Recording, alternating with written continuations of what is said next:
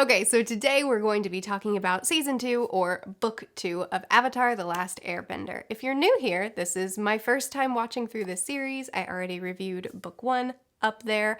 Now we're going to talk about Book 2, Season 2. This is weird. But first, a shout out to today's sponsor, Squarespace. From websites to online stores to marketing tools to analytics, Squarespace is an all-in-one platform that helps you build your website and grow your business, but we'll talk more about them later. Okay, Season 2 of Avatar. I'm going to start off by talking about how I'm watching this because there were so many comments asking how I'm watching Avatar. Through Amazon Prime, you can get a subscription for Nickelodeon. That subscription is $7 a month, plus you get your first month for free. So if you watch the 3 seasons super fast, you maybe don't have to pay anything. If you watch it a little bit slower, you maybe have to pay $7. So it's a really cheap way to watch the show. That's how I'm doing it. This isn't sponsored. Well, it is. It's Squarespace sponsored, not Nickelodeon sponsored. Let's talk about the season. So everybody said Season 2 is even better than Season 1. I believed you, but still, oh my goodness. Immediately in the first episode of Season 2, I was completely hooked between them having to go through those crystal caves, the lovers but I'm going to kill you caves, and between the way Zuko immediately kicked off the season by having turmoil with our Iroh and being slightly mean to him. It hurt me so bad.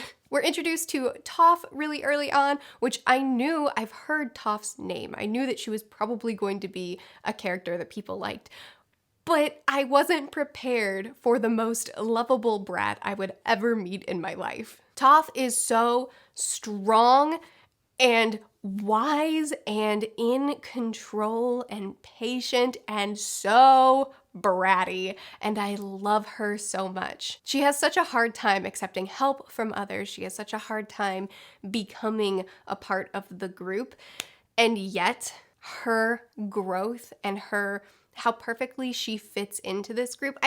I didn't expect her to be with us the entire season, and I'm sure she's continuing with us into Season 3. I didn't expect to change our group dynamic. I thought these 3 were going to be our 3, and anybody that taught Aang anything was just going to be someone that we came by for a few episodes. I didn't expect Toph to be a part of the crew, and I would have told you if I knew that I would hate it.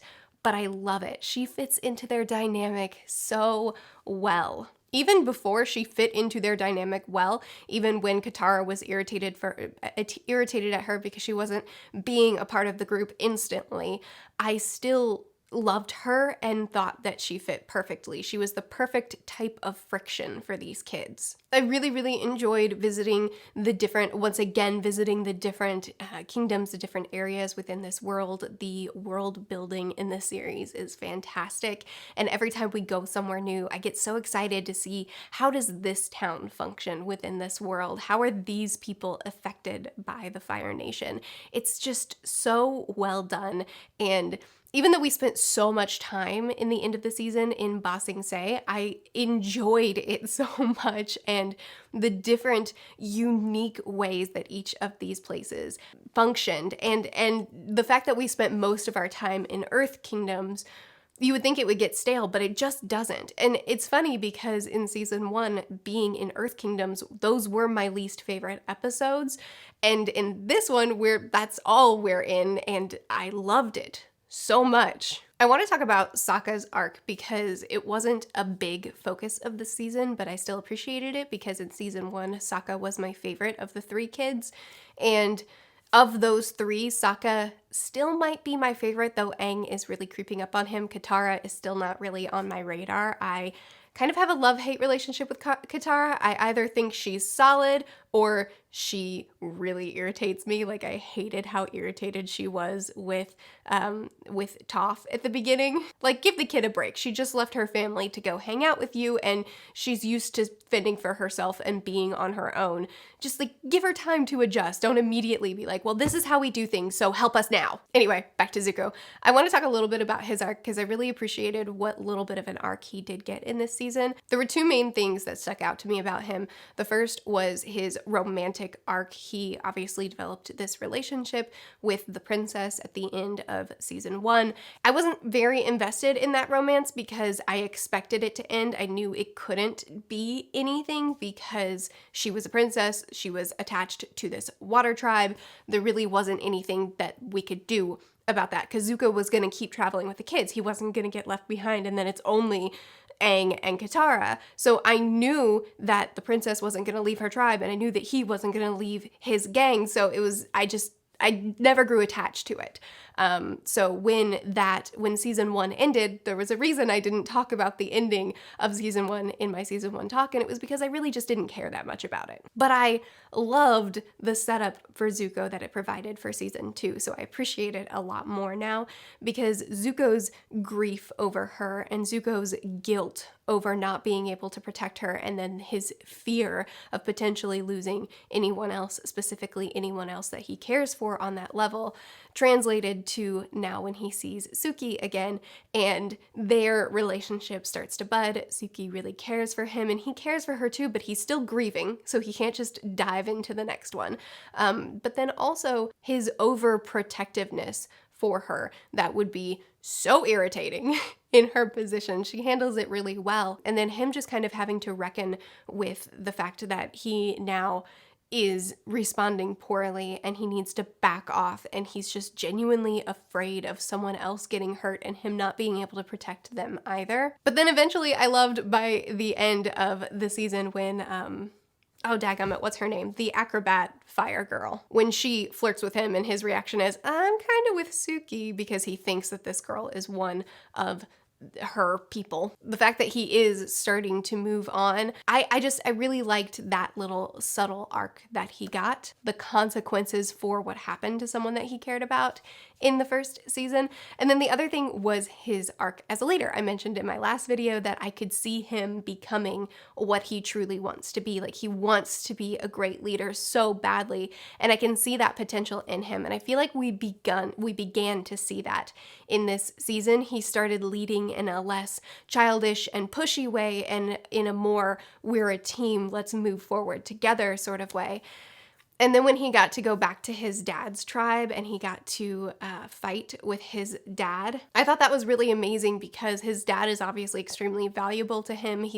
All this time he's trying to protect Aang and Katara, and he's trying to lead them specifically after his dad's example and his dad telling him to protect them. And so then when he gets to be reunited with him and get to work alongside him was so satisfying. And then that scene where his dad said, all the men get ready to fight, and Sokka said, well, what about me, Dad? And he said, didn't you hear me? All the men get ready to fight. Oh, I could feel how much that meant to Sokka, and it meant so much to me too. And then of course Sokka didn't get to fight because then he had to go help Aang save Katara, which was also awesome for him because this is like what he wants more than anything, to fight alongside his dad. And he gave that up because he has another mission that's just more important right now. Let's talk a little bit about the Fire Girls. I already mentioned them. I loved their dynamic in this season. Azula's backstory, getting to see a little bit of her childhood and how very twisted she's always been. She just has a very dark side to her and has since a child. That was great getting. But then also seeing her team up with these other girls, the acrobat girl, whose name I can't remember. I really found her character interesting, and I'm excited to see more from her. I also found her so frustrating because she was able to do those moves to block their chi so that they couldn't bend. What? That's like the biggest assault that you could do to a bender, which is the point, and it was fantastic. Mai is an interesting character. Mai is my favorite of the three right now. I like Mai because she just seems to not care about anything, and that's fantastic. But I also find her interesting because Azula is ridiculously powerful and power hungry. The girl whose name I can't remember, I should Google it, but I'm afraid to Google things because I'm afraid to stumble on spoilers, so just forgive me. She's interesting because she's not an extremely powerful bender, but she is really powerful in her specific ability with blocking chi. But she also doesn't really care. She's just kind of along for the ride. It all sounds like fun. Yeah, let's go hang out with the girls and do whatever it is they're doing. Mai just I love May's attitude, and I can't tell, is she a really powerful bender? Is she not so powerful? It's hard to tell. It's hard to tell what she cares about or what she thinks about or what anything. And I love that about her. I love her indifference to the world, and she's just along for the ride as well. I really like the dynamic of these girls because they're so powerful and they have the ability to accomplish what Zuko has been trying to accomplish all the time. They're much better at it. And they're just really interesting girls to follow. When they impersonated the Kyoshi girls, that was brilliant and effective and fantastic. Okay, I'm gonna break from Azula so that we can talk about Aang. Aang's arc was fantastic in this season. We start out with him having nightmares and genuinely feeling terrible about being in the Avatar state and losing control and potentially hurting people. From there, we meet Toph. He spends a good amount of time learning to earthbend. It's something that he really struggles to learn, but eventually gets much better at. And then when we go into that ancient library, we lose Appa, and then we lose Aang. Losing Appa was the worst thing that could possibly happen to this kid. And I was sad about it too. I mean, it was sad. I love Appa. Appa's a great character. But the way it affected Aang affected me. He's genuinely distraught and hurt, and ends up, when they meet up with the kidnappers and find out that he was sold off and that he can't get to Appa right away, he enters Avatar state and loses it and hurts people. And it's because of that great emotion, right? That great grief and pain. But then from there, his digression into trying to not feel anymore, trying to detach himself from his emotions because he hurt those people, he hurt the kidnappers, and that really affected him. And so now he doesn't want to ever feel to that extreme again because he doesn't want to lose control again. But this is also not going to be good for him. Watching his pain and his grief and his loss of control, and then his decision to lose all emotion to protect the people around him so that he never loses control again, was such an interesting arc to follow for him and such an emotional one to watch. Then we also get that dedicated episode of Appa, which was just the meanest thing that these writers could have done to me. Losing Appa hurt. Watching Aang hurt over Appa hurt. Having a whole episode dedicated to what Appa went through while he was with his captors almost made me quit. It hurt me so bad to watch that episode, and from that episode forward, I couldn't stand every moment that Appa and Aang were apart. It already hurt, but watching what Appa went through just about killed me. There was one point, I've been watching this with my 3-year-old son, and there was one point where I just turned to Drennan and I said, "Can we help Aang find Appa?" And my son said, "No, we're not in the TV." And I just thought, man, this kid's holding up way better than I am. This season was way more emotional than I was prepared for. It hurt me far more than I was expecting or wanted, but it was so satisfying when they came together. Actually, yeah, let's lean into that. Let's talk about Zuko now. Wow, this was a satisfying season for Zuko. First, we get his backstory a little bit more. We get to see him with his mom. We get to watch him learn compassion. Azula is mean as all get out, and we even see a point where he's trying to be mean too, but his mom teaches him compassion and really invests in him because she sees the goodness in him and she wants to cultivate that and bring that out. We also start out the season with Azula coming to him and trying to trick him into thinking that he's going to be received back to his family, and he's excited about it because his family's approval is his entire motivation up to this point. The whole reason that he's hunting down the Avatar and doing these terrible things is just for the approval of his family. And it's so sad. And anyway, he realizes that it's a trap. He's going to be a prisoner, and he and Iroh escape. Iroh. Oh, Iroh. Okay, season 1, my favorite character was Uncle Iroh. And season 2, he shines even brighter. So he was a big part of Zuko's arc. He has been a big part of Zuko's arc from the start. His patience with Zuko, I think I didn't realize in season 1 that Iroh's a genuinely good man. He seemed to me like, okay, you're working for the Fire Nation, you're helping Zuko hunt down the Avatar, you're a bad guy, but you're also, there's so much goodness in you. But season 2 is when I realized that Iroh's actually a good man. He doesn't want Zuko to hunt down the Avatar. He doesn't want Zuko to seek his family's approval. He wants Zuko to be good too. He just has a tremendous amount of patience in trying to teach his nephew goodness and trying to teach him to find the goodness within him, as well as just an intense loyalty, so he'll follow him wherever, even if the direction he's going isn't good. And Iroh's loyalty to Zuko was a huge part of Zuko's arc here.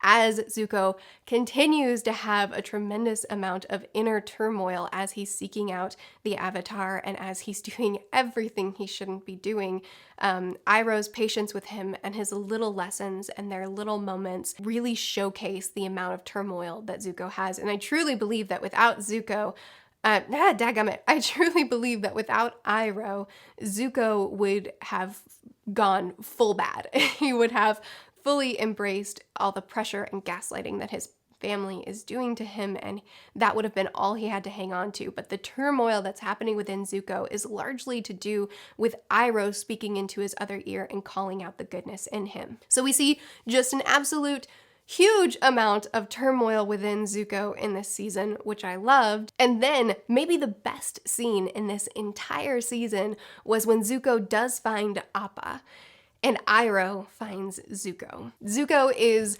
dressed up as the Blue Spirit, I think they called him, or the Blue Phantom, I don't remember. And Iroh kind of scoffs at his disguise and then calls him out. And he's like, this is not who you are.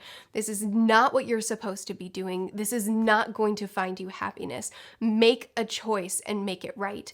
And that scene where Zuko is saying, no, this is what I'm doing, and Iroh is shouting at him. This is the first time that I remember that Iroh has not just been this happy-go-lucky, charming, kind uncle that's a little bit goofy and maybe you can write him off a little bit, but no, he's intense.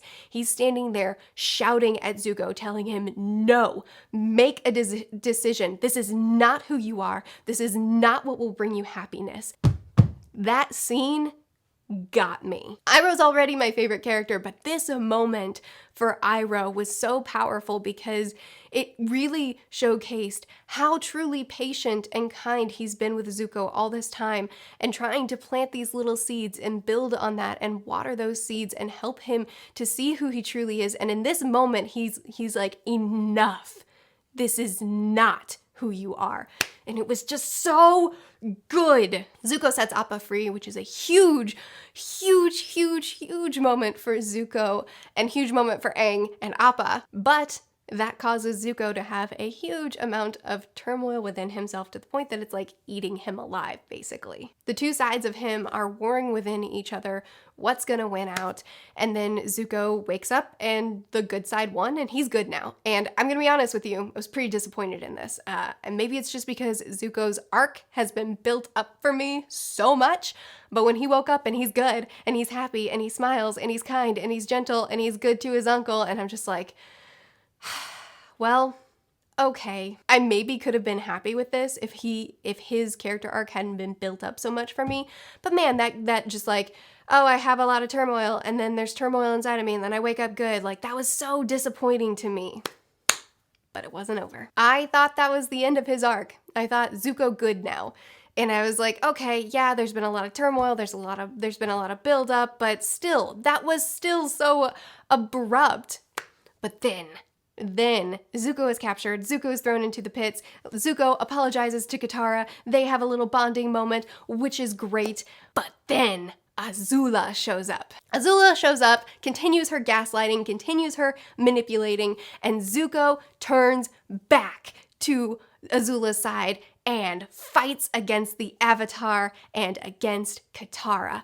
And I was so happy that this happened because That's what I wanted. I wanted, even though he's decided I'm good now, I'm going with this side, which is totally reasonable decision for him to make, especially under Iroh's influence over a long period of time. But the fact that he's still struggling, the fact that he still has turmoil, the fact that he's still going back and forth is, yes, that was exactly what I wanted, and that's exactly what I got, and I got it in such a great way because they tricked me. They tricked me into believing that this is just, he's good now, but no, he's not just good now. He still has turmoil. He still has these ties to his family. He still is making the decision. It's not fully formed, and I love it. Also, just that final episode in general was phenomenal. Those fights within the crystal caves between those four was my favorite. That was my favorite fight scene of the 2 seasons. It was visually beautiful and so much fun to watch. And it was also just so exciting and dynamic and just, I loved it. Then of course Iroh is captured, and then we get more inner turmoil from Zuko where he realizes, I betrayed my uncle. Who knows what Azula is going to do to Uncle Iroh from here on out, but wow, that was a phenomenal season ender. What an incredible last episode. So I should be done talking now because I just finished up the season, but I just want to end on Iroh because he's my new favorite human in all of existence. I know I already talked about him a lot, but I'm not done. Uncle Iroh is not only this sweet, kind, carefree, a little bit goofy, a little bit easy to write off character who has so much depth, who is so fantastic, who is so patient and kind and loyal and good. Not only is he all those things, but that little short that we got of him when he is walking through town and genuinely just pleased to be this undercover refuge earthbender, not using his bending, not being in power. He should have been the king. His birthright was stolen from him by his brother. And he's just so content to just not even use his bending and just be a normal guy. Everybody that he encounters, he makes their life better. He gives them some sort of wisdom. Those kids that broke the window, he tells them the most important thing to do right now is to admit that you were wrong and try to restore your honor. And then they realize that the guy is not going to be cool. So Iroh said, yeah, but right now you should just run. That was great. When he met the guy on the street who was trying to steal from him at knife point, and Iroh teaches him the appropriate stance and then sits down with him and talks to him about a better future and a better way to enhance your life, and thievery is not who you are. And just that whole short, watching him in his daily life being so content and improving the lives of everyone he encounters, only for it to end on him at the tree on the hill with his son's picture, because it's his son's, what would have been his son's birthday. I just love Iroh so much. I love his character. I love how good he is. And this daggum show can get a surprising amount of emotion out of me. All right, I'm gonna end it there. So, here's an ad.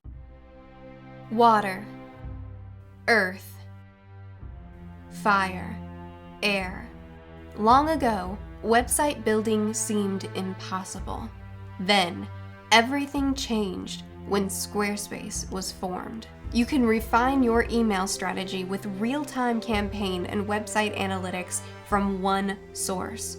Learn what content leads to higher engagement, tracking metrics from send to sale, and Squarespace's powerful blogging tools to share stories, photos, videos, and updates. Categorize, share, and schedule your posts to make your content work for you. And if you use the link in my description, you'll get a free trial, as well as save 10% off your first purchase of a website or domain. And with Squarespace, I believe you can save the world. So there you go. Those are my thoughts on season 2 or book 2 of Avatar: The Last Airbender. I loved this season so much. I would love to continue to chat with you about it in the comments, so be sure to chat with me more there. I post videos every Sunday, Tuesday, Thursday, and Saturday. I'll see you guys again soon. Bye.